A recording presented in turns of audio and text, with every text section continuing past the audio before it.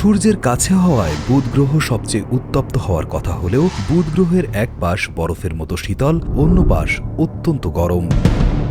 সূর্য থেকে বুধ গ্রহের চেয়ে অনেক দূরে অবস্থিত গ্রহ শুক্র, কিন্তু সূর্য থেকে দূরে হলেও এটি সৌরজগতের সবচেয়ে উত্তপ্ত গ্রহ। শুক্র গ্রহের আকাশ ঘন কার্বন ডাই অক্সাইডের মেঘে ঢাকা, যা কম্বলের মতো তাপ আটকে রাখে এবং একে নরকের মতো গরম করে তোলে। শুক্র গ্রহে সূর্য পশ্চিম দিকে ওঠে আর পূর্ব দিকে অস্ত যায়। মঙ্গলে এমন একটি আগ্নেয়গিরি আছে যার নাম অলিম্পাস মন্স, এবং এটি উচ্চতায় পৃথিবীর মাউন্ট এভারেস্টের চেয়েও প্রায় ৩ গুণ বড়। এরপর আসে গ্রহদের রাজা বৃহস্পতি। এই একটি গ্রহ এতটাই বড় যে এর পেটের ভেতরে পৃথিবীর মতো ১৩০০টি গ্রহ অনায়াসে এঁটে যাবে। বৃহস্পতির গায়ে একটি বিশাল লাল দাগ দেখা যায়, যা আসলে ৩০০ বছরেরও বেশি সময় ধরে চলতে থাকা একটি প্রলয়ঙ্কারী ঘূর্ণিঝড়।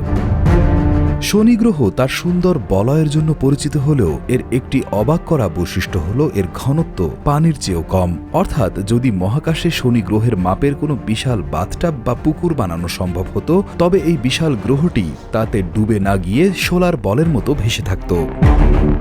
আমাদের ভিডিওগুলো মালয়েশিয়া থেকে দেখছেন মোর্শিদ আলম, মোহাম্মদ আশরাফুল আমিন আরজ দেখছেন রোহিঙ্গা ক্যাম্প থেকে, আব্দুল কাইয়ুম দেখছেন কাতার থেকে, রেজাউল ইসলাম দেখছেন সাউথ আফ্রিকা থেকে, মালয়েশিয়া থেকে দেখছেন আমিনুল ইসলাম।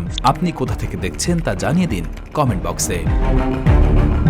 সৌরজগতের দূরবর্তী গ্রহ ইউরেনাস হল একমাত্র গ্রহ যা তার কক্ষপথে লাটিমের মতো না ঘুরে অনেকটা গড়িয়ে চলে, যেন এটি মহাকাশে শুয়ে আছে।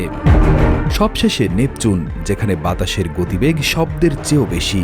বিজ্ঞানীরা মনে করেন ইউরেনাস ও নেপচুনের গভীর বায়ুমণ্ডলে এমন প্রচণ্ড চাপ রয়েছে যে সেখানে আকাশ থেকে পানির বদলে হীরার বৃষ্টি হওয়ার সম্ভাবনা রয়েছে।